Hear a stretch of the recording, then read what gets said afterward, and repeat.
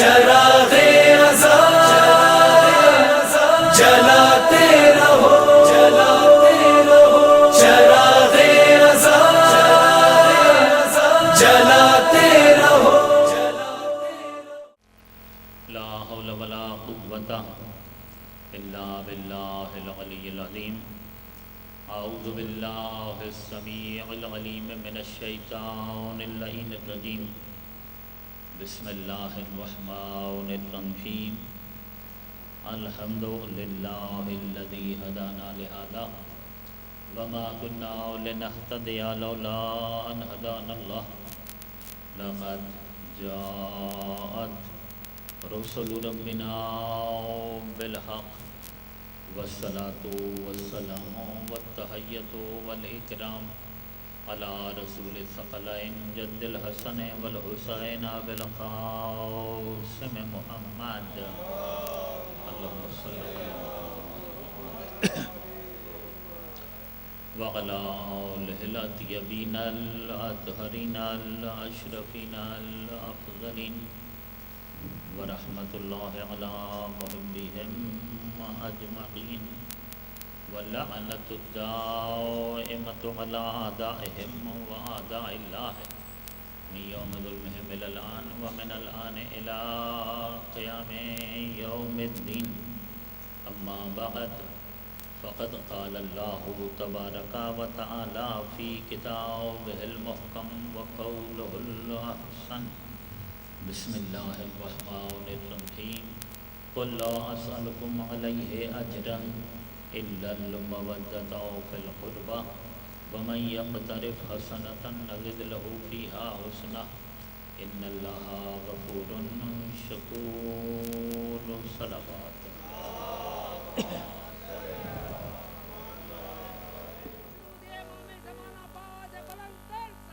صلوات اللہم صلی اللہ علیہ وسلم۔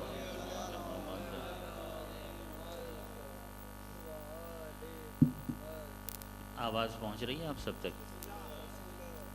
کیا خیال ہے کہ ہم جب مودت اہل بیت پر بات کر رہے ہیں تو ہم تھوڑا سا لفظ مودت کا جو ترجمہ ہے اسے بھی سمجھ لیں کہ مودت کہتے کسے ہیں، لفظ مودت کے معنی کیا ہیں، اس کا ترجمہ کیا ہے، یہ ہے کیا چیز؟ آپ کی طبیعتیں پسند کریں گی؟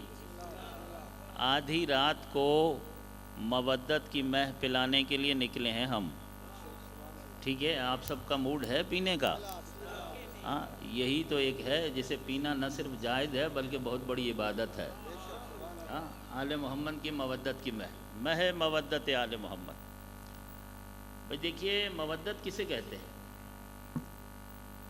مودت کا ترجمہ عام طور پر کیا جاتا ہے محبت، ٹھیک ہے؟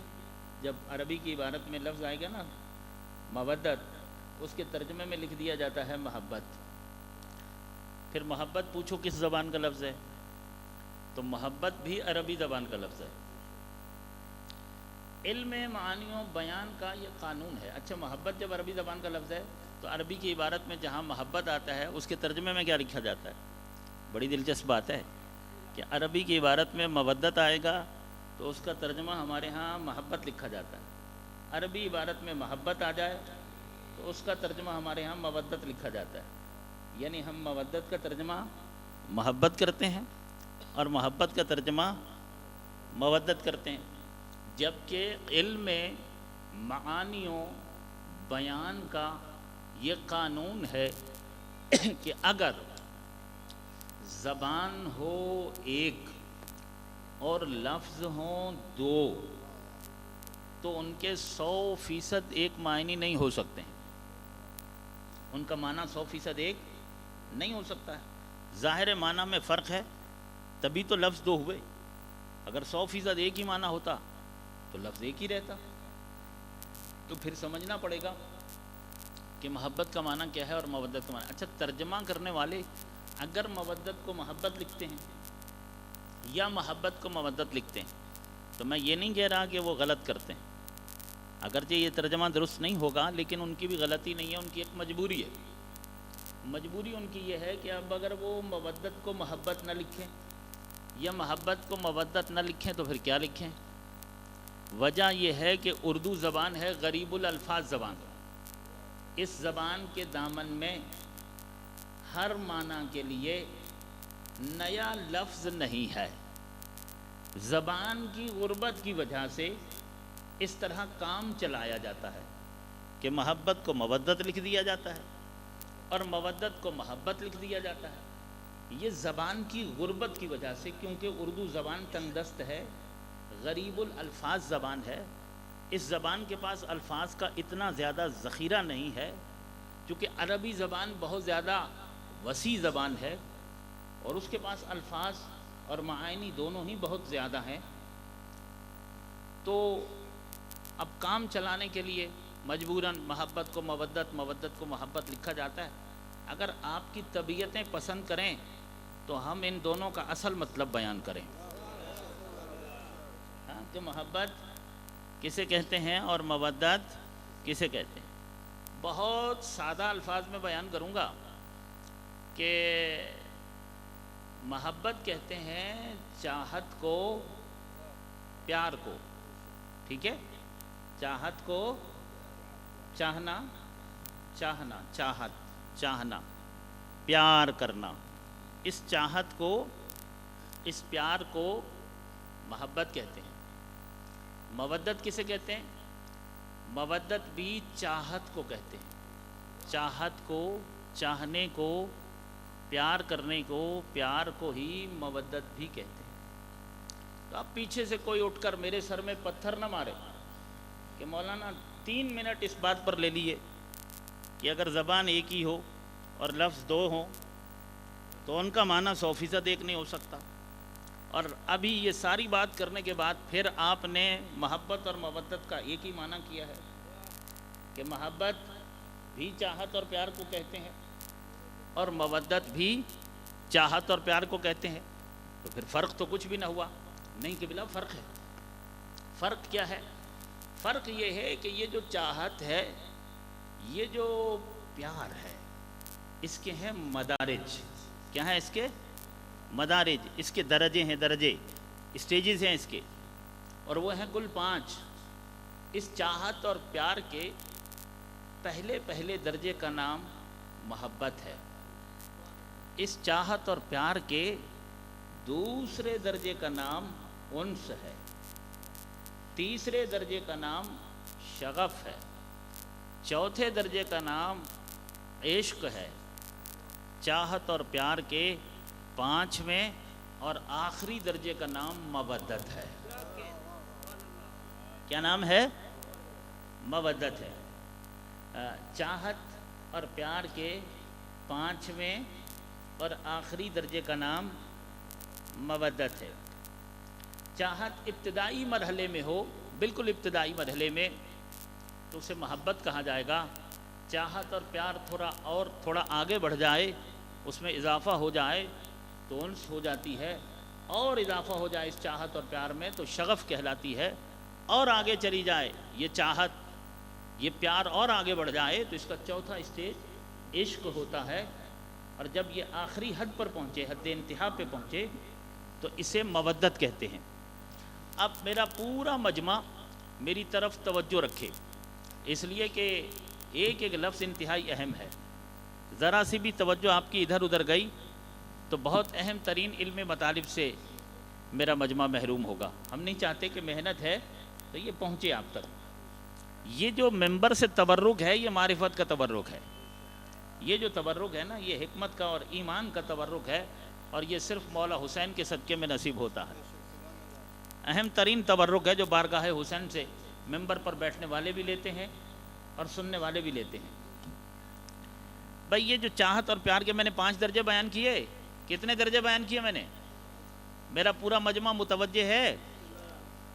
مجھے اندازہ ہے کہ بہت سارے لوگ ظاہر ہے کہ مشی کر کے آئے تو تھکے ہوئے بھی ہیں، پتہ نہیں کہاں سے چل کے آئے ہوں گے، کس گاؤں سے. حیدری، آپ کی تھکاوٹوں کا احساس ہے. کوشش کروں گا کہ گفتگو 1 گھنٹے کے اندر تمام ہو جائے، لیکن اگر آپ یوں ہی تھکے رہے تو ہو سکتا ہے سحری تک چلی جائے مجلس، کیونکہ آپ کی تھکاوٹ بھی تو اتارنی ہے نا. تو آپ اگر بیداری کا مظاہرہ فرمائیں گے، یہ ذکر تھکانے کے لیے نہیں ہوتا، یہ ذکر تھکاوٹیں اتارنے کے لیے ہوتا ہے، یہ ذکر سلانے کے لیے نہیں ہوتا۔ میں بتاتا رہتا ہوں کہ یہ سوئے ہوئوں کو جگانے کے لیے ہوتا ہے، یہ ذکر مردوں کو بھی زندگی دیتا ہے۔ اب اگر کوئی مجلس میں بھی آ کر اللہ نہ کرے کہ مر جائے، پھر اس کا کیا علاج کیا جائے؟ مجلس میں تو مرا ہوا بھی آئے تو زندہ ہو جائے۔ یہ ذکر ایسا ہے کہ جو مردوں کو بھی کیا دیتا ہے؟ زندگی دیتا ہے۔ علی کی بات سو کر سننا تقاضا ایمان کے خلاف ہے۔ آل محمد کی بات ہو اور اسے انتہائی افسردگی کے ساتھ سننا، عشق کے ساتھ اس کا کوئی جوڑ نہیں ہے۔ ہم بات ہی عشق کی کر رہے ہیں تو عاشقانہ جذبات کے ساتھ سننی ہے یہ بات، ولائی جذبات کے ساتھ۔ آل محمد کی مودت اور عقیدت کی بات ہو اور ٹھنڈے جذبات کے ساتھ وہ بات کہی اور سنی جائے، مناسب نہیں ہے۔ حیدری یا علی یا علی، ماشاء اللہ۔ میں کہتا رہتا ہوں کہ جب بھی نعرہ حیدری لگے تو دونوں ہاتھ بلند کر کے جواب دیا کریں۔ اب میں لگا رہا ہوں تو دونوں ہاتھوں کو بلند کر کے حیدری حیدری حیدری۔ سلامت رہیے، مولا آپ سب کو سلامت رکھے اور آباد رکھے۔ علی کا نام ایک نئی طاقت دیتا ہے، ایک نیا ولولہ دیتا ہے، ایک جوش دیتا ہے، ایک نئی زندگی دے دیتا ہے۔ بھائی محبت اور مودت کا فرق سمجھانا ہے میں نے۔ دونوں کا مطلب چاہت اور پیار ہے۔ ان دونوں میں فرق کیا ہے؟ فرق یہ ہے قبلہ کہ اچھا یہ جو چاہت ہوتی ہے، یہ جو پیار ہوتی ہے، اس کی دو قسمیں ہیں۔ میرے مجمع میں سے ہر نوجوان جانتا ہے، ہر پڑھا لکھا فرد جانتا ہے، ہر مومن جانتا ہے کہ چاہت اور پیار کی دو قسمیں ہیں، ایک ہے حقیقی، ایک ہے مجازی۔ حقیقی پیار وہ ہوتا ہے کہ جو خدا سے یا خدا کے مصطفیٰ مرتضیٰ مجتبیٰ بندوں سے کیا جائے، وہ حقیقی محبت ہوگی، وہ حقیقی چاہت ہوگی، وہ حقیقی پیار ہوگا کہ جو اللہ کے ساتھ کیا جائے، اللہ سے جو پیار کیا جائے یا اللہ کے لیے جو پیار کیا جائے۔ تو 14 سے جو محبت کی جائے گی وہ اللہ کے لیے ہوگی، تو یہ بھی حقیقی ہوگی۔ اس کے علاوہ باقی مخلوقات کے لیے انسان اپنے اندر جو جذبات رکھتا ہے محبت کے، پیار کے، یہ سب مجازی محبتیں کہلاتی ہیں۔ کیا کہلاتی ہیں؟ ہماری جو بحث ہے وہ مجازی محبت سے نہیں ہے، ہماری بحث حقیقی محبت سے ہے، یعنی خدا کی محبت اور خدا کے چنے ہوئے عباد کی محبت، ٹھیک ہے نا؟ یعنی آل مصطفیٰ اور آل مصطفیٰ کی جو چاہت اور پیار ہے اس سے بحث ہے، تو یہ حقیقی چاہت مورد بحث ہے اور زیر بحث ہے۔ لیکن کبھی کبھی حقیقت فہمی کے لیے مجاز کی مثالوں کا سہارا لینا پڑتا ہے تاکہ حقیقت تک رسائی ممکن بنائی جا سکے اور حقیقت کو سمجھا جا سکے۔ بھائی دیکھیے، میں مثالیں مجاز کی دے رہا ہوں لیکن مقصود حقیقت کو سمجھانا ہے۔ مقصد یہ ہے کہ حقیقت سمجھ میں آئے، وہ جو حقیقی چاہت ہے اس کو سمجھنا ہے۔ بھائی اسٹیجز ہو گئے 5 چاہت کے، پہلا محبت، پھر انس، پھر شغف، پھر عشق، پھر مودت۔ اب چاہت کتنی ہو تو اسے محبت کہا جائے گا، اس میں کتنا اضافہ ہو تو اسے انس کہا جائے گا، اور کتنا اضافہ ہو تو اسے شغف کہا جائے گا، کس حد پہ پہنچے تو اسے عشق کہا جائے گا، وہ کون سی منزل منتہا اور منزل انتہا ہے کہ جہاں جانے کے بعد اسے مودت کہا جاتا ہے۔ دیکھیے گا ذرا، یہ ہے تعویل بالمعنی کا طریقہ تاکہ اصل معنی تک رسائی کو ممکن بنایا جا سکے، اصل معنی کو سمجھا جا سکے۔ چاہت پہلی منزل پر محبت ہے۔ محبت کیا ہے؟ محبت یہ ہے کہ دیکھا تو چاہا کہ دیکھوں، یہ ہے محبت۔ دیکھا تو چاہا کہ دیکھوں، یہ محبت ہے۔ انس کیا ہے؟ انس یہ ہے کہ دیکھا تو چاہا کہ دیکھوں بھی اور آگے بڑھ کر بات بھی کروں، ٹھیک ہے؟ یہ انس ہے۔ شغف کیا ہے؟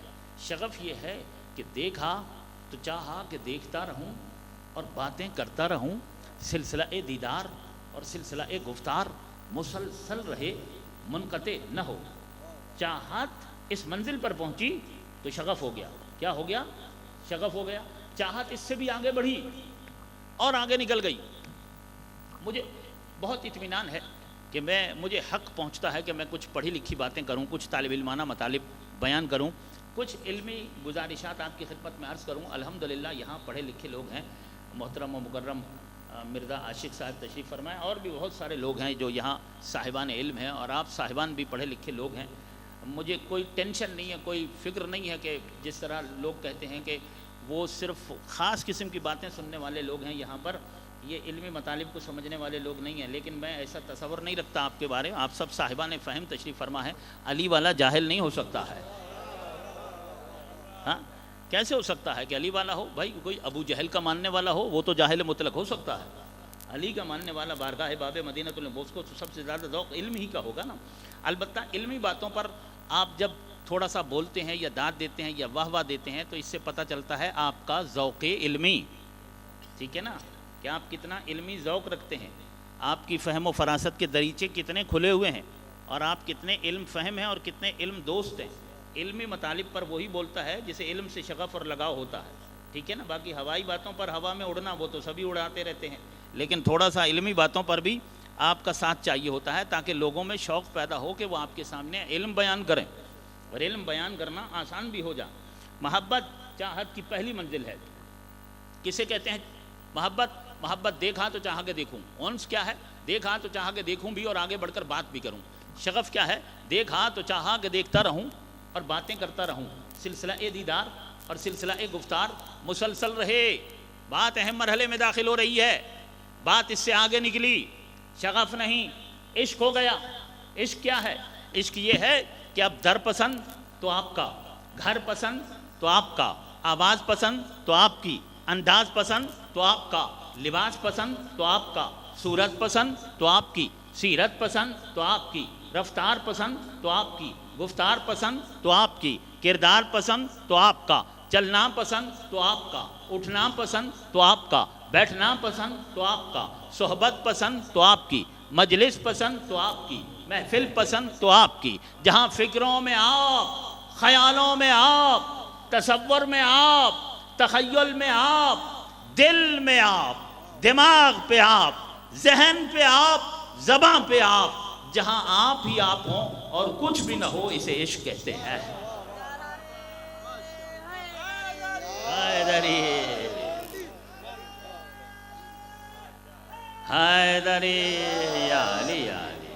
سلامت رہیے، سلامت رہیے. اسے کیا کہتے ہیں؟ اسے عشق کہتے ہیں. یہ ہے عشق کہ در پسند تو آپ کا، گھر پسند تو آپ کا، آواز پسند تو آپ کی، لباس پسند، جہاں فکروں میں آپ، خیالوں میں آپ، تصور میں آپ، تخیل میں. یہ عشق ہے. ٹھیک ہے. اب یہ چاہت محبت سے شروع ہوئی تھی، عشق تک پہنچ گئی. عشق نے دیوانہ بنا دیا. عشق میں یہ کیفیت ہو گئی. مگر یہ ساری محنت کی ہے مودت کو سمجھانے کے لیے. ٹھیک ہے. یہ چاروں اسٹیجز بیان کیوں کیے ہیں؟ صرف اس لیے بیان کیے ہیں تاکہ مودت سمجھ میں آئے. ٹھیک ہے.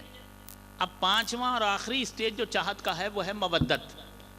مودت کسے کہتے ہیں؟ پوری توجہ، پوری توجہ. یہ اہم ترین جملہ ہے اور اہم ترین علمی نقطہ ہے جو آپ کے اذہان عالیہ کی نظر کر رہا ہوں کہ مودت کسے کہتے ہیں. مودت نام ہے چاہت کی اس منزل کا کہ جہاں چاہنے والا چاہتا یہ ہے کہ جسے میں چاہتا ہوں وہ چاہتا کیا ہے.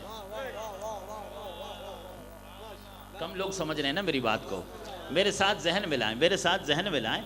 بھائی دیکھیے، پھر دوبارہ میں عرض کر رہا ہوں آپ کی خدمت میں، مودت، یہ ساری محنت جو کی ہے میں نے محبت، انس، شغف، عشق کو جو بیان کیا صرف مودت کو سمجھانے کے لیے. مودت کسے کہتے ہیں؟ مودت نام ہے چاہت کی.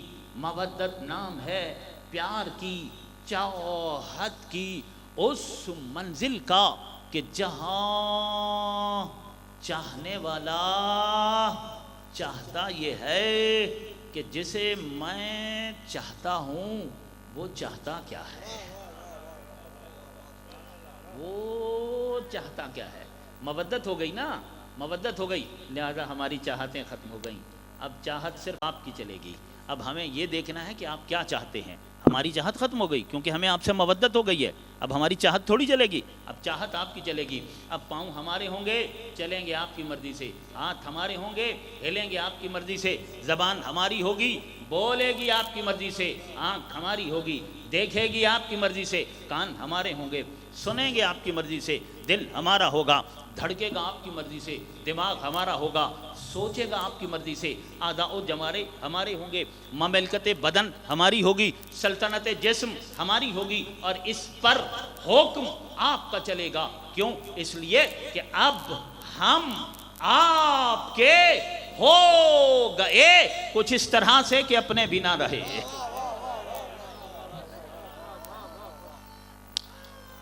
حیدری علی حق ہے.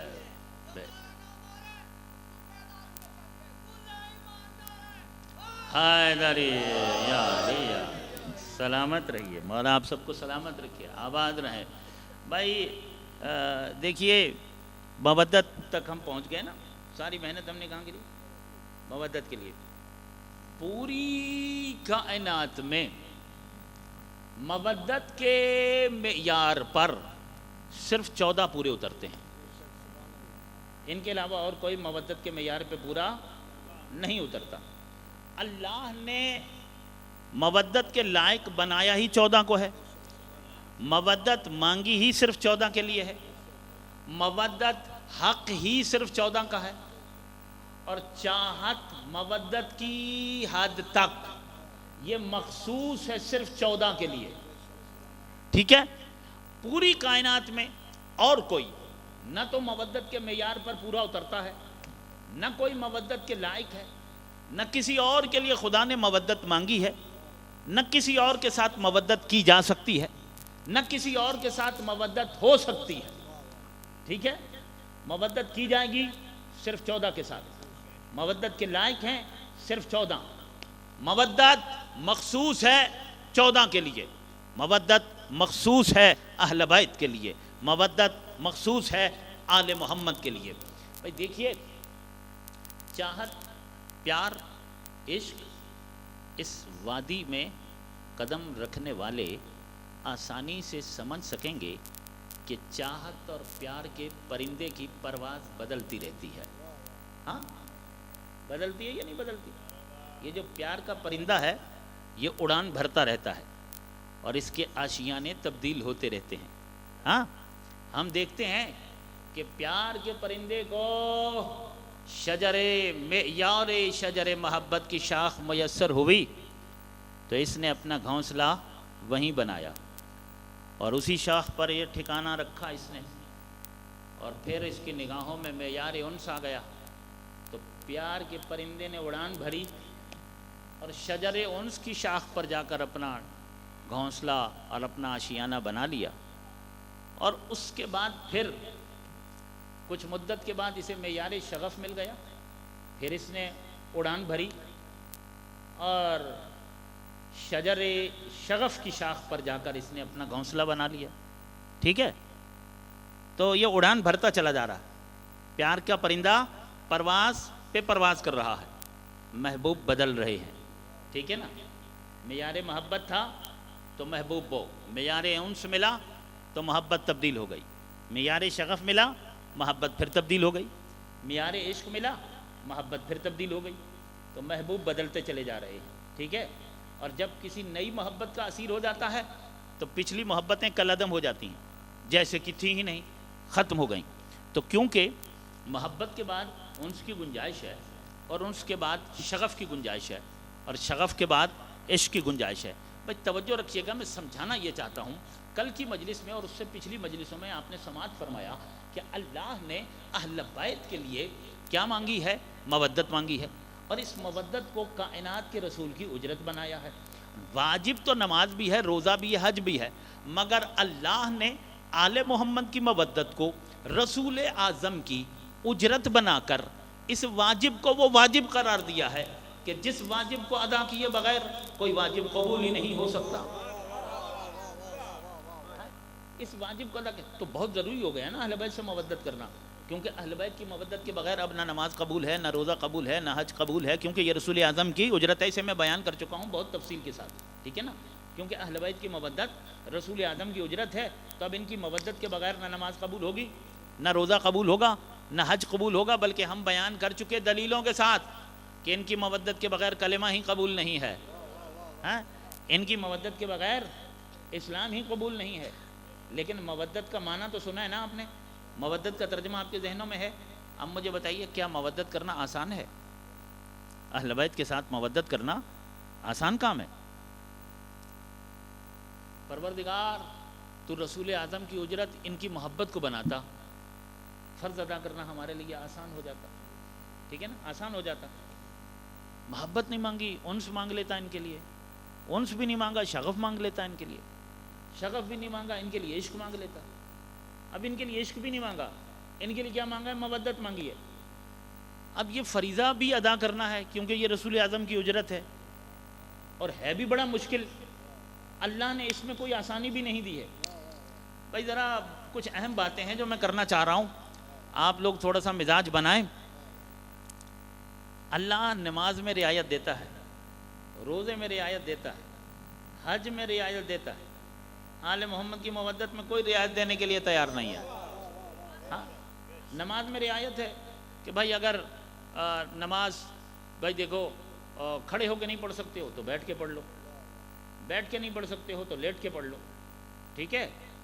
اگر سفر میں ہو تو 2 رکعتیں تمہیں معاف کی، 2 رکعتیں پڑھ لو، ٹھیک ہے۔ روزے میں بھی رعایت ہے، بیمار ہو یا ضعیف ہو یا بوڑھے ہو، نہیں رکھ سکتے ہو تو نہیں رکھو، اس کے بدلے میں ایک مطعم دے دو، ٹھیک ہے۔ یا سفر میں ہو تو روزے کو قصر کر سکتے ہو، روزے میں بھی رعایت۔ حج میں بھی رعایت کہ اگر بدنی طاقت نہیں ہے، ٹھیک ہے، تو حج میں رعایت، مالی طاقت نہیں ہے حج میں رعایت، ٹھیک ہے نا۔ استطاعت نہیں ہے تو خمس معاف، استطاعت نہیں ہے تو جہاد معاف، استطاعت نہیں ہے تو امر بالمعروف معاف، استطاعت نہیں ہے تو نہی عن المنکر معاف۔ ہر فریضے میں آسانی دی ہے، ہر فریضے میں اللہ نے آسانی دی ہے، مگر آل محمد کی مودت میں ذرا برابر بھی آسانی فراہم نہیں کی ہے۔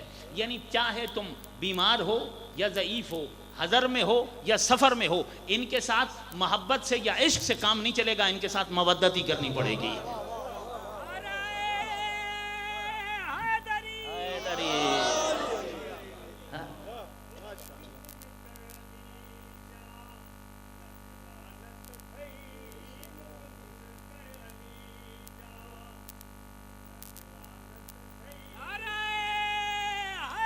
حیدری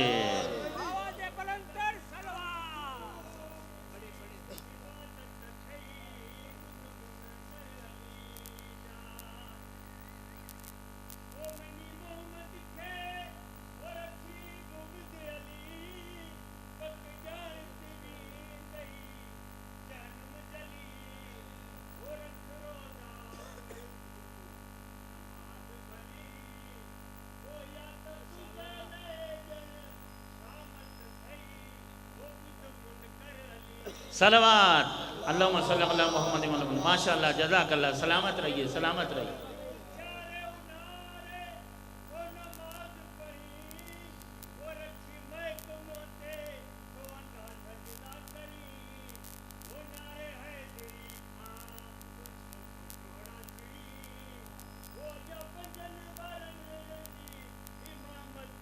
واہ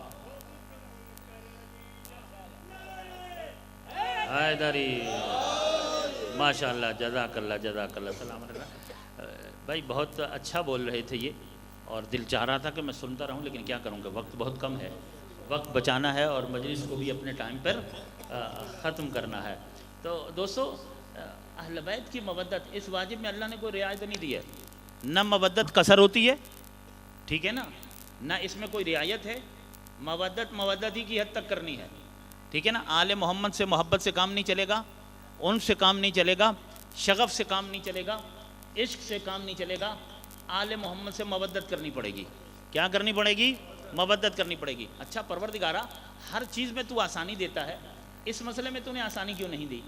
اور تو کہتا ہے لا یکلف اللہ نفسا الا وسعہا، پروردگار عالم کسی بھی جان کو، نفس کو کے اوپر ایسی تکلیف عائد نہیں کرتا کہ جس کی وہ وسعت یا استطاعت نہیں رکھتا۔ تو مالک ہر جگہ تو نے آسانی برتی، ہر جگہ تو نے نرمی برتی، مگر آل محمد کی مودت میں کوئی رعایت دینے کے لیے تیار نہیں ہے، کوئی نرمی برتنے کے لیے تیار نہیں ہے، کوئی آسانی فراہم کرنے کے لیے تیار ہی نہیں ہے۔ سخت ترین حکم ہے کہ آل محمد کے ساتھ مودت کرنی ہے، اہل بیت کے ساتھ مودت کرنی ہے، 5، 12 اور 14 کے ساتھ مودت کرنی ہے۔ پروردگارہ محبت کیوں نہیں؟ سنیے گا غور سے، اللہ نے آل محمد کے لیے محبت نہیں مانگی، کیوں؟ اس لیے کہ محبت کے بعد انس کی گنجائش ہوتی ہے، ٹھیک ہے۔ اللہ کرے میں سمجھا سکوں، خدا کرے آپ سمجھ سکیں، بات پہنچ رہی ہے۔ محبت کیوں نہیں مانگی؟ اس لیے کہ محبت کے بعد انس کی گنجائش ہے، انس نہیں مانگا کیونکہ انس کے بعد شغف کی گنجائش ہے. شغف بھی نہیں مانگا اہل بیت کے لیے. کیوں؟ اس لیے کہ شغف کے بعد عشق کی گنجائش ہے. اللہ نے آل محمد کے لیے عشق بھی نہیں مانگا. اللہ نے کیا مانگا ہے؟ اللہ نے آل محمد کے لیے مودت مانگی ہے. کیوں؟ اس لیے کہ اللہ اس بات کو گوارا نہیں کرتا, اللہ اس بات کو برداشت ہی نہیں کرتا ہے کہ کوئی ان 14 کا ہونے کے بعد کسی اور کو سوچے بھی صحیح.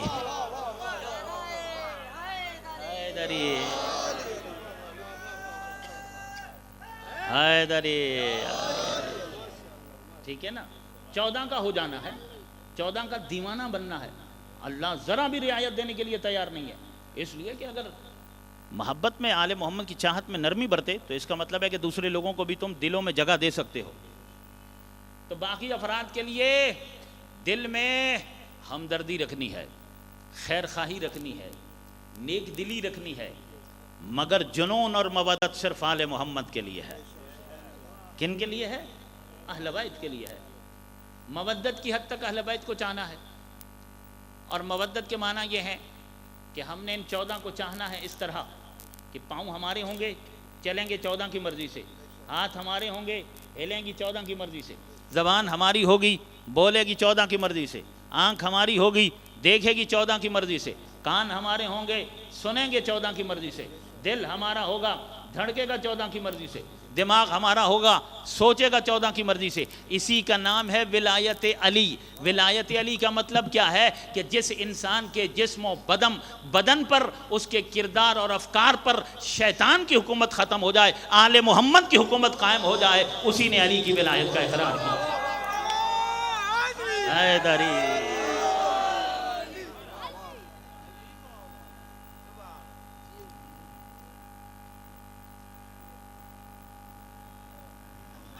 حیدری.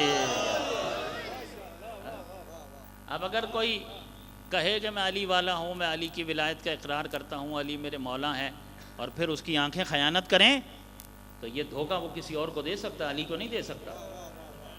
ہاں, کہے کہ میں علی والا ہوں اور پھر زبان جھوٹ بولے, کہے کہ میں علی والا ہوں اور پھر کسی کا حق کھائے, کہے کہ میں علی والا ہوں اور پھر نماز قضا کرے, کہے کہ میں علی والا ہوں اور حلال اور حرام میں فرق نہ کرے, کہے کہ میں علی والا ہوں اور طہارت اور نجاست میں فرق نہ کرے, کہے کہ میں علی والا ہوں اور اسے معلوم نہ ہو کہ اذان آ رہی ہے اور نماز کا ٹائم ہو چکا ہے, کہے کہ میں علی والا ہوں اور اسے معلوم نہ ہو کہ رمضان آ چکا ہے, کہے کہ میں علی والا ہوں اور اسے قرآن پڑھنے کی توفیق نہ ہو اور قرآن کے احکامات پر عمل کرنے کی توفیق نہ ہو. یہ دھوکہ کسی اور کو دیا جا سکتا ہے, علی کو نہیں دیا جا سکتا. علی سیاسی لیڈروں کی طرح کا لیڈر نہیں ہے. یہ لیڈر ہمارے کھوکھلے نعروں سے بھی خوش ہو جاتے ہیں اس لیے کہ انہیں تمہاری ضرورت ہوتی ہے, مگر علی ایسا امام نہیں ہے. علی کو تمہاری ضرورت نہیں ہے, تمہیں علی کی ضرورت ہے. ولایت علی ولی اللہ, ولایت حیدری یا علی. تو علی کی ولایت کا مطلب یہ ہے کہ ہم دل سے بھی علی کے ہیں, سوچ سے بھی علی کے ہیں, عمل سے بھی علی کے ہیں, ذہن سے بھی علی کے ہیں, زبان سے بھی علی کے ہیں, اعضاء و جوارح سے بھی علی کے ہیں. ہم چلیں گے, اٹھیں گے, بیٹھیں گے, بولیں گے, سوچیں گے, جو کچھ بھی کریں گے آل محمد کے لیے کریں گے. ہماری زندگی اہل بیت کے لیے ہوگی. ہماری جان مال اولاد اس کے حاکم اور مولا اور اس کے مالک اللہ کی طرف سے آل محمد ہیں. اگر ہماری جان مال اولاد سب کچھ ہم نے اہل بیت کے لیے وقف کر دیا ہے تو اس کا نام ہے مودت اہل بیت. صلوات پڑھیے محمد وآل محمد.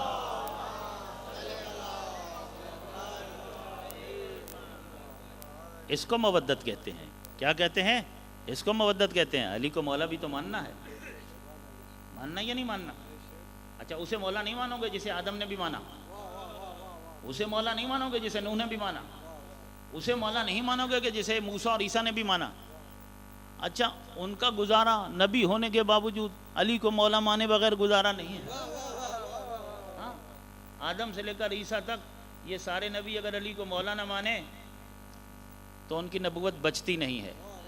نہیں نہیں نہیں, یہ ایسے ہی میں نے کہہ دیا کہ ان کی نبوت بچتی نہیں ہے.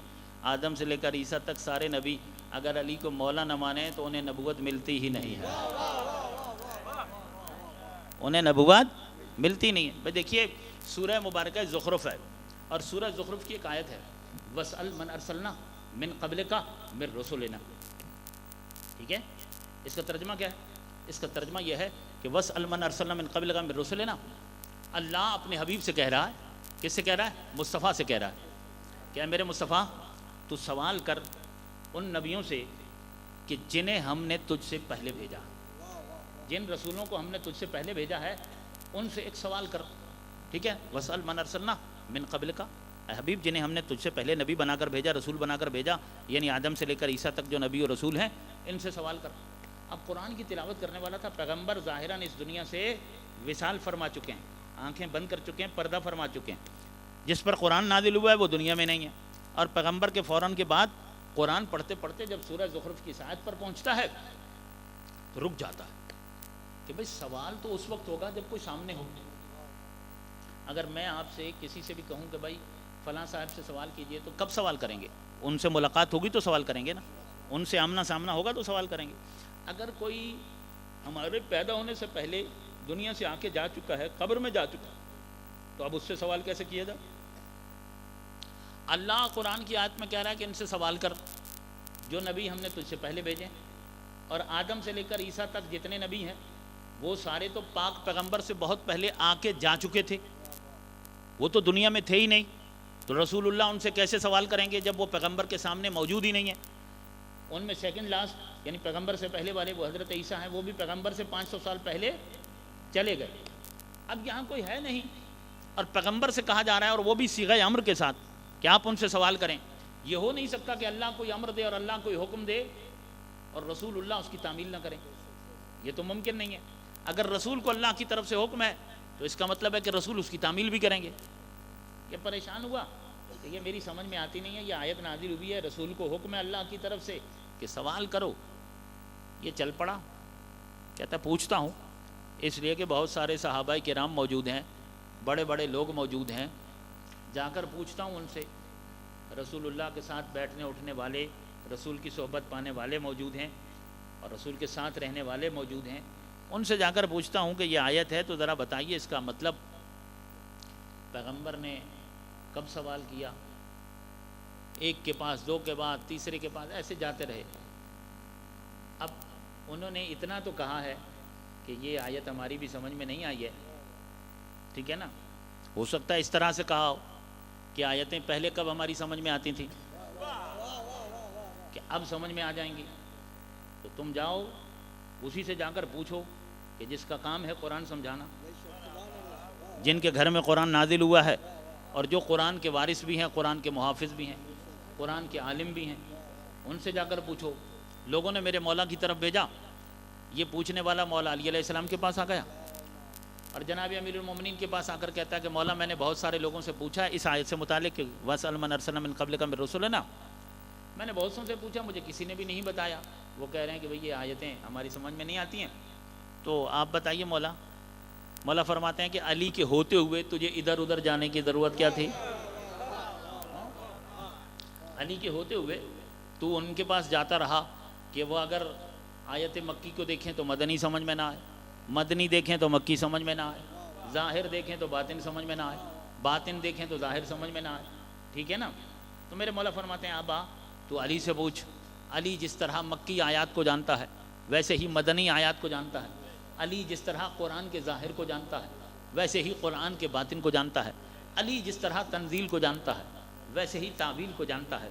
اب آ تو علی سے پوچھ، ہونا علم جمن، یہ سینہ علم کا خزینہ ہے، یہاں علوم و معارف کے سمندر امواج مار رہے ہیں، اے کاش کوئی ہو کہ جو اس علمی پیاس کو بجھا سکے، علی سے آئے اور علم لے سکے۔ کہتا مولا یہ آیت ہے اور آیت کہہ رہی ہے کہ حبیب سوال کر ان رسولوں سے کہ جو تجھ سے پہلے گزر چکے ہیں، تو وہ تو پہلے جا چکے تھے، وہ تو پہلے جا چکے، تو پیغمبر نے سوال کب کیا؟ مولا فرماتے ہیں یہ بات اس وقت کی ہے کہ جب اللہ نے اپنے حبیب کو، اپنے مصطفیٰ کو معراج پہ بلایا۔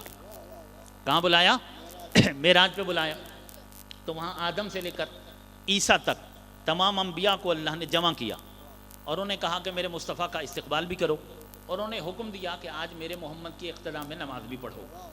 تو آدم سے لے کر عیسیٰ تک سارے نبیوں نے مصطفیٰ کی اقتداء میں نماز پڑھی، سرکار دو عالم نے امامت فرمائی، مصلی امامت پر سرکار دو جہاں تھے، رحمت للعالمین تھے، سرکار دو عالم مصلی امامت پر تھے، ان کے پیچھے آدم سے لے کر عیسیٰ تک جتنے نبی ہیں یہ ان کے پیچھے تھے، انہوں نے ان کے پیچھے نماز پڑھی۔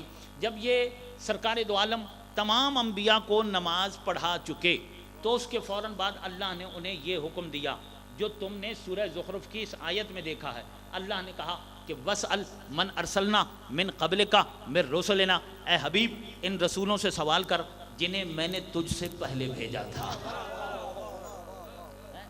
ان رسولوں سے سوال کر۔ کہتا ہے بڑی مشکل حل ہو گئی، پتہ چل گیا کہ ان سے ملاقات کہاں ہوئی اور بات چیت کہاں ہوئی، سارے کے سارے ایک ہی نشست میں مل گئے۔ یہ کہتا ہے کہ مولا بس آپ نے میری یہ مشکل حل کر دی، اب ایک مشکل اور بھی حل کر دیجئے۔ کیا؟ اتنا بتا دیجئے، یہ بھی بتا دیجئے کہ وہ سوال تھا کیا؟ توجہ ہے؟ اسی پر مجلس ختم ہے اور اس کے بعد جاؤں گا مصاحب کی طرف۔ اور اس کے بعد وہ کہتا ہے مجھے یہ بھی بتا دیجئے کہ آخر وہ سوال تھا کیا؟ مولا فرماتے ہیں وہ سوال یہ تھا کہ اللہ کی طرف سے حکم آیا کہ اے میرے مصطفیٰ، ان تمام لوگوں سے، ان تمام انبیاء سے اور رسولوں سے جنہیں ہم نے تم سے پہلے بھیجا ہے، ان سے پوچھو کہ اللہ نے تمہیں نبوت کس بات پر دی۔ ہاں کم لوگوں کی توجہ ہوئی ہے، بات تو ہو گئی، مجلس تو ہو گئی، یہی تو سب سے بڑی بات ہے، یہی تو لانا تھا کہ بھائی ان سے پوچھو کہ اللہ نے تمہیں کس بات پر نبوت دی۔ پاک پیغمبر نے پوچھا کہ اللہ نے تمہیں، اے انبیاء کا گروہ، بتاؤ اللہ نے تمہارے سروں پر تاج نبوت رکھنے سے پہلے، تمہیں نبی بنا کر زمین پر بھیجنے سے پہلے کس عہد پر، کس میثاق پر، کس پیمان پر، کس قول و قرار پر تمہیں نبوت عطا کی؟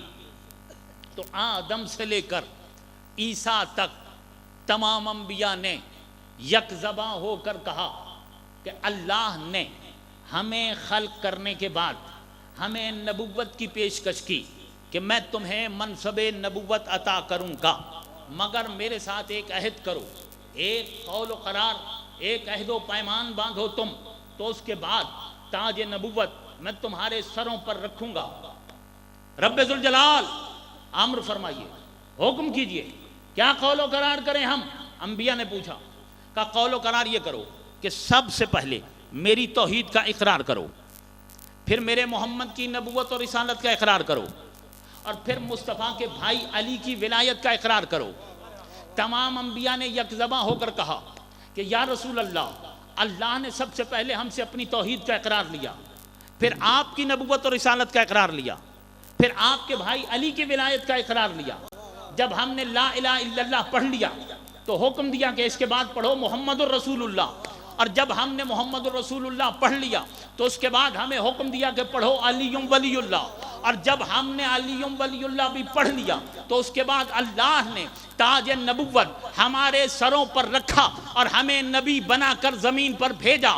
ہم میں سے جب تک کسی نے علی کی ولایت کا اقرار نہیں کیا تب تک اللہ نے اس نبی کو نبوت نہیں دی ہے۔ تو میں کہوں گا کہ جب اللہ معصوم نبی کو علی کی ولایت کے بغیر نبوت نہیں دیتا ہے تو پھر کسی امتی کو علی کی ولایت کے بغیر نجات کیسے مل جائے گی؟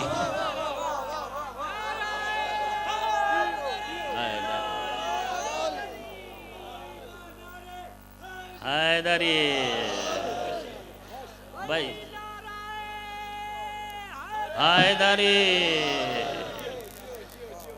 سلامت رہیے، مولا آباد رکھیے آپ سب کو۔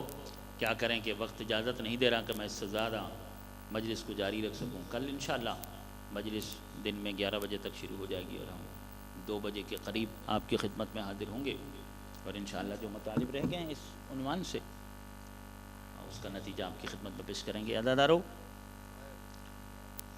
72 لاشیں کربلا کی تپتی ریت پر بکھر گئے، شام غریبہ میں بطول زادیوں کے خیمے جل گئے۔ 11 محرم کو نبی زادیوں اور بطول زادیوں کی گرفتاری کے آرڈر جاری ہو گئے، اور 11 محرم کو بطول زادیوں کے سروں سے چادریں چھین کر، ان کے ہاتھ پس گردن باندھ کر، بے پالان اونٹوں پر انہیں سوار کر کے، سید سجاد کے گلے میں طوق، ہاتھوں میں ہتھکڑیاں، پاؤں میں بیڑیاں ڈال کر اولاد علی و بطول کو قیدی بنا کر روانہ کر دیا گیا۔ اب اس قافلے نے، اسیروں کے اس قافلے نے کہاں جانا ہے؟ شام جانا ہے۔ پہلے کوفہ لے کر گئے، کوفے کے بازار سے گزارا، تماشائیوں کو تماشا دکھایا، ابن زیاد کے دربار میں پیش کیا، کوفے میں 3 دن تک کوفے کے قید خانے میں رکھا، اس کے بعد پھر کوفے سے شام کی طرف روانہ کیا۔ عزادارو، کربلا عاشور کا دن، یہ صرف 10 گھنٹے تھے، 10 گھنٹوں کے اندر بطول کا بھرا گھر اجڑ گیا تھا۔ ایک دن کے اندر بطول زادیوں نے کئی قیامتیں دیکھی ہیں، اور اس کے بعد پھر جب بطول زادیوں کو قیدی بنا کے شام کی طرف، شام کے سفر پہ روانہ کیا گیا ہے، تو ہر لمحے میں اللہ جانے زہرا زادیوں نے کتنی قیامتیں دیکھی ہیں، ہر لحظے میں پتہ نہیں کتنی قیامتیں ٹوٹی ہیں نبی زادیوں پر اور بطول زادیوں پر۔ منزل اسقلان کا تھوڑا سا ذکر کرتا ہوں۔ اس اسقلان شہر کا رہنے والا ہے، نام اس کا یعقوب ہے، یعقوب اسقلانی کے نام سے تاریخ میں مشہور ہے۔ یزید کی فوج میں شامل تھا، یزید کی سپاہ میں یہ شامل تھا، اور 10 محرم تک یہ کربلا میں موجود تھا۔ اس نے اولاد رسول پر بہت زیادہ ظلم کیا، بہت زیادہ اس ملعون نے مظالم ڈھائے، مصائب ڈھائے، بہت زیادہ اولاد رسول کو تکلیفیں پہنچائیں، اذیتیں پہنچائیں، انعام کے لالچ میں، اور پھر شہداء کربلا اور ان کے سروں کو جسموں سے جدا کرنے میں، یعنی اس ظلم میں بھی یہ شامل تھا۔ البتہ شام غریباں کی شام ڈھلنے سے پہلے اس کے پاس سرکاری گھوڑا تھا جو بہت تیز رفتار تھا۔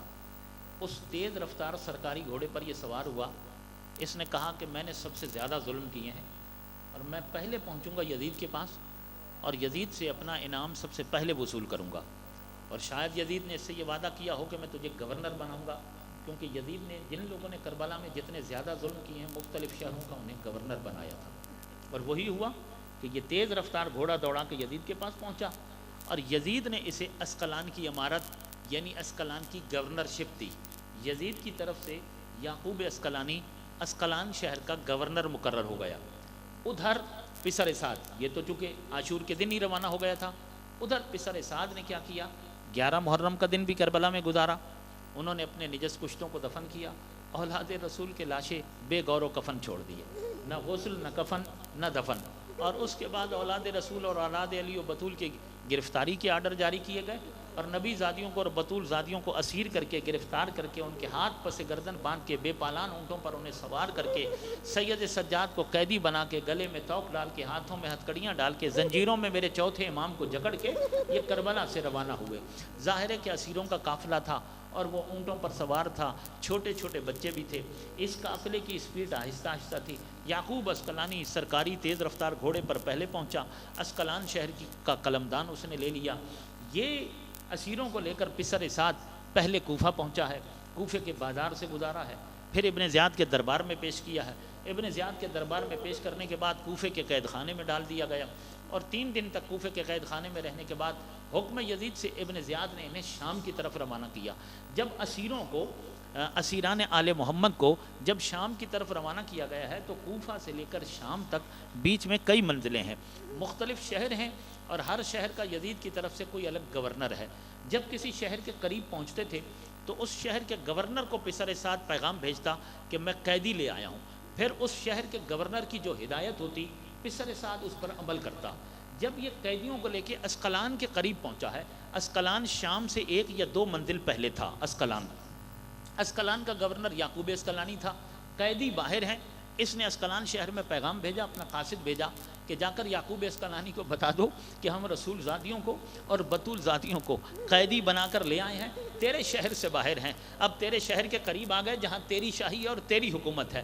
یعقوب اسقلانی بتا اب تیرا کیا حکم ہے؟ یعقوب اسقلانی نے پسر اسعد کو واپس جو پیغام بھیجا، وہ پیغام یہ تھا کہ ان تمام بطول زادیوں اور رسول زادیوں کو اور تمام تر اسیروں کو لے کر اسقلان سے باہر ٹھہر جا، پہلے میں اسقلان کا بازار سجواؤں گا، جب بازار اچھی طرح سج جائے گا نا، لوگ زرق و برق لباس پہنیں گے، عید کا ماحول بنے گا، میں رقاص بلاؤں گا جو رقص کریں گے، میں گلوکار بلاؤں گا جو فتح یزید کے گانے گائیں گے، نغمے گائیں گے یزید کی فتح کے۔ وہی ہوا، چراغاں کیا گیا، عمارتیں سجائی گئیں، تماشائی بازار میں جمع کیے گئے، لوگوں نے زرق و برق لباس پہنے، رقاص بلائے گئے کہ تم رقص کرو، یزید کو فتح حاصل ہوئی ہے، ایک باغی قتل ہو گیا ہے۔ وہ کہتا ہے جب میرا پورا ماحول بن جائے گا نا، تو اس نے کہا پھر میں تمہیں پیغام بھیجوں گا، پھر بطول زادیوں کو بازار میں داخل کرنا، پھر زہرا زادیوں کو بازار میں داخل کرنا۔ عزادارو، ارباب مقاتل نے ایک نام لکھا ہے، اس کا نام ہے زریر خزائی۔ یہ زریر خزائی ایک محب آل محمد تھا، اتفاق سے اس دن شہر اسقلان میں داخل ہوا۔ یہ کپڑے کا تاجر تھا، یہ کپڑا بیچا کرتا تھا، یعنی کپڑے کے تھان سر پہ رکھ کر پھیری لگایا کرتا تھا، کہا کرتا تھا کپڑے والا، جس نے کپڑا خریدنا ہو وہ کپڑا خرید لے۔ کپڑے کا تھان اس کے سر پر تھا، یہ اسقلان کے بازار میں داخل ہوا، یہ پھیری لگا رہا تھا، مگر اس نے کیا دیکھا کہ آج بازار سجا ہوا ہے، عمارتیں سجی ہوئی ہیں، لوگوں نے زرق و برق لباس پہن رکھے ہیں، رقاص رقص کر رہے ہیں، گلوکار گانے گا رہے ہیں، عجیب عید کا ماحول ہے۔ اس نے لوگوں سے پوچھا کیا آج شہر اسقلان والوں کی کوئی خاص عید ہے؟ جو رونے کے لیے بیٹھے ہو، جو پرسہ دینے کے لیے بیٹھے ہو عزادارو، آج شب چہلم ہے نا، شب چہلم مثل شب عاشور ہے۔ عزادارو، ان شہدائے کربلا کا چہلم منانے کے لیے جمع ہوئے ہو جن کے اجسام کو غسل و کفن نہ ملا، ہاں اس حسین کا چہلم منانے کے لیے جمع ہوئے ہو جس کے لاشے کے پاس سے جوان بیٹا گزرا مگر باپ کو غسل و کفن نہ دے سکا، نہ باپ کو دفن کر سکا۔ کیا ایسا ممکن ہے کہ باپ کے لاشے کے پاس سے کوئی جوان بیٹا گزرے اور وہ باپ کو غسل و کفن نہ دے سکے، باپ کو دفن نہ کر سکے؟ یہ میرے چوتھے امام کی جوانی کا زمانہ ہے۔ سید سجاد کی عمر صرف 22 سال یا 23 سال تھی جب مولا کو اپنے بابا کے لاشے کے پاس سے گزرنا پڑا اور میرے چوتھے امام اپنے باپ کو غسل و کفن نہ دے سکے، نہ دفن کر سکے۔ میں پوچھوں اپنے چوتھے امام کی روح پاکیزہ سے، مولا آپ کے سامنے تو قبیلہ بنی اسد والوں سے حسین کہتے رہے کہ آ جانا ہمارے جسموں پر مٹی ڈال دینا، انہوں نے مردوں سے بھی کہا، عورتوں سے بھی کہا، بچوں سے بھی کہا، مولا اگر کوئی اور نہیں آیا، آپ تو فرزند تھے، آپ ہی مٹی ڈال دیتے۔ عجب نہیں کہ میرے چوتھے امام کی روح تڑپ جائے اور میرا چوتھا امام تڑپ کر مجھے یہی کہے کہ ہاں میں اپنے بابا کو دفن کرتا، اے کاش اگر میرے ہاتھ آزاد ہوتے۔ ارے میں کیا کروں، میرے ہاتھوں میں ہتھکڑیاں تھیں، میرے پاؤں میں بیڑیاں تھیں۔ جوان بیٹا باپ کے لاشے کے پاس سے گزرا، باپ کو دفن نہ کر سکا، باپ کے بدن پر مٹی ڈال نہ سکا۔ خوش نصیب ہو اس حسین کا چہلم منانے کے لیے، تمہیں موقع ملا ہے اور مہلت ملی ہے، توفیق ملی ہے شہدائے کربلا کے چہلم میں شریک ہونے کی۔ اے عزادارو، اے وہ مومنین کرام کے جو دور دراز علاقوں سے چل کر آئے ہو، جو اس دفعہ نجف سے کربلا کا سفر نہیں کر سکے، اگر اسی جذبے کے ساتھ سے آپ نے اپنے گاؤں سے یہاں تک کا سفر کیا ہے تو حسین کریم ہے، حسین آپ کو ہر قدم پر وہی اجر عطا فرمائے گا جو نجف سے کربلا جانے والوں کو ملتا ہے۔ وہ شہنشاہ ہیں، وہ نیتوں پر اجر دیتے ہیں، اگر آپ کی نیت وہی ہے تو آپ کو وہی اجر ملے گا جو نجف سے کربلا پیدل چلنے والے کو ملتا ہے۔ عزادارو، پرسہ دینے کے لیے بیٹھے ہو تو شب چہلم میں شرما کے نہ رونا، اس لیے کہ اگر روتے ہوئے تمہاری آواز بلند بھی ہو جائے گی نا تو تمہیں کوئی تماچا نہیں مارے گا۔ ارے وہ تو حسین کی سکینہ تھی، کربلا سے شام تک بچی جب کہتی تھی نا بابا کبھی دائیں سے تماچا، کبھی بائیں سے تماچا، اجرکم علی اللہ، ہاں یہی حق ہے پرسہ دینے کا۔ آپ کی صدائے گریہ بلند ہو گئی، آپ کے رونے کی آوازیں بلند ہو گئیں، مجلس مصاب ہوئی، حسین کی ماں عظیم اجر عطا فرمائے آپ کو۔ اے عزادارو، حسین پر رونے کا اجر صرف حسین کی ماں نے دینا ہے، ان آنسوؤں کی قیمت حسین کی ماں دے سکتی ہے اور کوئی نہیں دے سکتا ہے۔ کچھ معلوم ہے آپ کو، جب حسین پر آپ روتے ہیں اور روتے ہوئے آپ کی آواز بلند ہو جاتی ہے تو معلوم ہے کس کے ہاتھ اٹھتے ہیں آپ کو دعا دینے کے لیے؟ جب حسین مظلوم پر روتے ہوئے آپ کی آواز بہت بلند ہوتی ہے نا، اس وقت میرے پانچویں امام کے ہاتھ بلند ہوتے ہیں۔ میرے پانچویں امام ہاتھ اٹھا کے کہتے ہیں میرے اللہ ان آوازوں پر رحم فرما جو میرے مظلوم دادا کے غم میں بلند ہو رہی ہے۔ اجرکم علی اللہ، جزاکم ربکم۔ عزادارو، زریر خزائی کہتا ہے، میں روایت مکمل کروں، اسی روایت پر مصائب ہو گیا۔ زریر خزائی کہتا ہے میں اسقلان میں تھا، کپڑے کا تھان میرے سر پر تھا، میں پھیری لگا رہا تھا، لوگوں نے زرق و برق لباس پہنا ہوا تھا، تماشائی بازار کے اندر موجود تھے، رقاص رقص کر رہے تھے، شادیانے بجائے جا رہے تھے، خوشی کا سماں تھا۔ میں نے جب لوگوں سے پوچھا کیا آج اسقلان والوں کی کوئی خاص عید ہے، لوگوں نے کہا لگتا ہے کہ اسقلان کا رہنے والا نہیں ہے۔ کہتا ہے بالکل میں نہیں ہوں یہاں کا رہنے والا، اگر یہاں کا رہنے والا ہوتا تو مجھے بھی معلوم ہوتا۔ کہتا تجھے معلوم نہیں ہے کہ ہمارے امیر یزید کے خلاف ایک باغی نے خروج کیا تھا، یزید نے ایک بہت بڑی فوج اس کے مقابلے پر بھیجی اور اس فوج نے ایک جنگل بیابان کے اندر ان کو گھیر کر ان کے سارے مردوں کو قتل کر دیا ہے اور ان کی عورتوں کو قیدی بنا لیا ہے اور ان کے شہیدوں کے سروں کو نیزوں پر بلند کر دیا ہے اور اب وہ قیدی بازار کے اندر داخل کیے جائیں گے، تو ہم امیر یزید کی فتح کا جشن منا رہے ہیں۔ عزادارو، جب انہوں نے یہ کہا نا کہ ایک باغی نے خروج کیا تھا، زریر کہتا ہے جسے باغی کہہ رہے ہو کچھ کسی کو اس کا نام معلوم ہے؟ جسے باغی کہہ رہے ہو جانتے ہو اس کا باپ کون تھا؟ کوئی بتا سکتا ہے کہ اس کی ماں کون تھی؟ کس شہر کا رہنے والا تھا؟ کہیں سے جواب نہ ملا۔ لوگ کہتے رہے ہمیں صرف اتنا پتا ہے کہ ایک باغی نے خروج کیا ہے۔ عزادارو، تمام لوگوں سے علیحدہ ایک ایسا شخص نظر آیا زریر کو کہ جس کی آنکھوں میں آنسو تھے، وہ افسردہ کھڑا تھا، سارے مجمع سے الگ تھلگ تھا، اس کی آنکھیں برس رہی تھیں، غم زدہ چہرے اور افسردہ چہرے کے ساتھ کھڑا ہوا تھا۔ اس کے قریب پہنچا زریر، اب زریر کہتا ہے کہ دیکھو سب تو جشن منا رہے ہیں مگر تمہاری آنکھوں میں آنسو ہیں، تم غمزدہ چہرہ لیے ہوئے ہو، تم افسردہ چہرہ لیے ہوئے ہو، تم مجھے کچھ بتا سکتے ہو کہ یہ کس بات کا جشن منایا جا رہا ہے؟ اتنا سننا تھا، اس کی چیخ بلند ہو گئی، رو کے کہتا ہے کیا پوچھتا ہے، کچھ نہ پوچھ، ارے مجھے تو تعجب اس بات پر ہے کہ یہ زمین پھٹتی کیوں نہیں ہے، یہ آسمان ٹوٹتا کیوں نہیں ہے، کچھ نہ پوچھ مجھ سے، کچھ نہ پوچھ۔ جب اس نے اصرار کیا نا تو کہتا ہے میں تجھے بتاؤں جسے یہ باغی کہہ رہے ہیں وہ کون ہے؟ ہاں اس کا تو سن ہی چکا ہے نا کہ جس کی حکومت ہے، جسے باغی کہا جا رہا ہے نا، وہ فرزند رسول ہے، دل بند بطول ہے، جگر گوشہ علی ہے، ارے وہ حسین ابن علی ہے۔ ان ظالموں نے کربلا میں حسین اولاد حسین کو قتل کر دیا، ارے نبی زادیوں کو اور رسول زادیوں کو قیدی بنا کر بازار میں لا رہے ہیں۔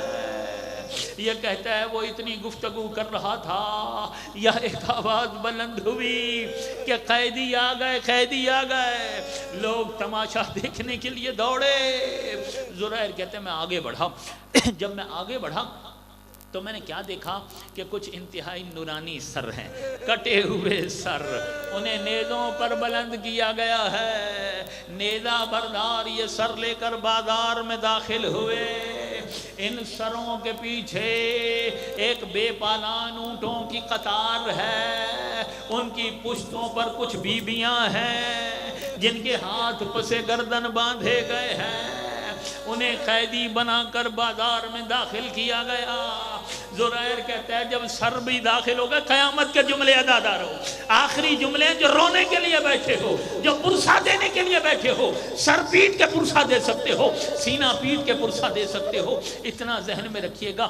حسین خود بھی غریب ہے اور حسین کی ماں بھی غریبہ ہے، اتنی تو غریبہ ہے کہ غریب سے غریب کے گھر بھی پرسہ دینے جایا جاتا ہے۔ حسین کی ماں آج بھی پرسہ لینے کے لیے خود آتی ہے۔ عزادارو، ایک ماں اپنے لال کا پرسہ لینے آتی ہے اور جنت البقیع کی ٹوٹی ہوئی قبر میں سے آج بھی اپنے ٹوٹے ہوئے پہلو کے ساتھ، ٹوٹی ہوئی پسلیوں کے ساتھ حسین کی ماں مجلس میں موجود ہوتی ہے۔ اے مومن، تیری آنکھوں کے سامنے مادر حسین کا رومال ہوتا ہے، تیری آنکھ سے گرنے والے آنسو رومال فاطمہ میں محفوظ ہو جاتے ہیں۔ اے عزادارو، زرائر کہتا ہے میں نے جب یہ منظر دیکھا کہ قیدیوں کو اس انداز سے داخل کیا گیا کہ شہداء کے سر نیزوں پر بلند ہیں اور پھر بطول زادیاں ہیں اور ان کے ہاتھ پر سے گردن بندھے ہوئے ہیں، اور بطول زادیوں کے پیچھے ایک قیدی داخل ہوا، ایک قیدی جس کے گلے میں طوق تھا، ہاتھوں میں ہتھکڑیاں تھیں، جس کا بدن زنجیروں میں جکڑا گیا تھا، جس کے پاؤں ایک رسی کے ساتھ شکم شتر سے بندھے ہوئے تھے۔ یہ کہتا ہے کہ میں نے دیکھا کہ قیدی کے بدن کے مختلف حصوں سے خون رس رہا ہے، خون رس رہا ہے، زخمی حالت میں ہے قیدی۔ ہاں کہتا ہے میں جب قیدی سے کچھ نزدیک ہوا، ابھی تھوڑے فاصلے پر تھا، قیدی نے اشارہ کیا اور کہا کہ ذرا قریب آؤ۔ زرائر کہتا ہے میں نے 2 قدم آگے بڑھائے، پھر قیدی نے کہا تھوڑا اور قریب ہو جاؤ، پھر کہہ رہا ہے کہ قیدی نے یوں کہا کہ میں گردن یوں کر کے تمہیں دیکھ نہیں سکتا، اس لیے کہ میرے گلے میں جو طوق ہے اس کا وزن اتنا زیادہ ہے کہ میری گردن نہ دائیں مڑتی ہے نہ بائیں مڑتی ہے۔ قیدی نے کہا زرائر نزدیک ہونا۔ زرائر کہتا ہے جب قیدی نے میرا نام لیا تو مجھے تعجب ہوا کہ قیدی کو میرا نام بھی معلوم ہے۔ قیدی نے کہا زرائر میرے قریب ہو، تو نے مجھے پہچانا نہیں، میں تیرا چوتھا امام سید سجاد ہو۔ عزادارو، زرائر کہتا ہے اتنا سننا تھا، میرے پاؤں کے نیچے سے زمین نکل گئی، میری چیخ بلند ہوئی، میں نے رو کے کہا مولا مولا آپ کی یہ حالات، مولا میرے لیے کوئی حکم ہے، مولا میرے لیے کوئی میرے لائق کوئی خدمت ہے؟ آخری جملہ جو رونے کے لیے بیٹھے ہو۔ سید سجاد کہتے ہیں پہلی بات تو یہ ہے کہ اس نیزہ بردار نے میری پھوپھیوں کی سواریوں کے ساتھ سروں کو بلند کیا ہوا ہے، سارے تماشائیوں کی نگاہیں میری پھوپھیوں کے ننگے سر پر پڑ رہی ہیں۔ یہ جنہوں نے سر اٹھا رکھے ہیں نا نیزوں پر، ان سے جا کر کہو کہ ان سروں کو لے کر آگے چلے جائیں تاکہ تماشائی سر دیکھیں، میری پھوپھیوں کے ننگے سر نہ دیکھیں۔ آئے سجاد جیسا غیرت مند امام، اسقلان کا بازار، آخری جملہ جو رونے کے لیے بیٹھے ہو عزادارو۔ زرائر کہتا ہے میں گیا، نیزہ بردار کے ہاتھ پہ کچھ رکھا، اسے میں نے کہا سر آگے لے جا، وہ سر آگے لے گیا، میں پلٹ کر چوتھے امام کی خدمت میں حاضر ہوا، میں نے کہا مولا میرے لائق کوئی اور خدمت ہے؟ امام فرماتے ہیں زرائر اگر ہو سکے تو کچھ چادریں لیا، میری پھوپھیاں ننگے سر ہیں، تماشائی بہت زیادہ ہے۔ زرائر کہتے ہیں میں گیا، میں نے کپڑے کا تھان کھولا، کچھ چادریں اٹھائیں، وہ چادریں میں نے بطول زادیوں کے سروں تک پہنچائیں۔ زرائر کہتے ہیں پھر میں نے وہی منظر دیکھا، ارے جیسے ہی چادریں زہرا زادیوں کے سروں تک پہنچی، یہ سنگ دل اور ظالم سپاہی اپنے نیزے اور دادیانے لے کر زہرا زادیوں کی سواریوں کے پاس پہنچے، تازیانے مار کر نیزوں کی انیوں کے ساتھ بطول زادیوں کے سروں سے چادریں اتاری، بالکل اسی طرح جیسے شام غریبوں میں چادریں چھینی تھی۔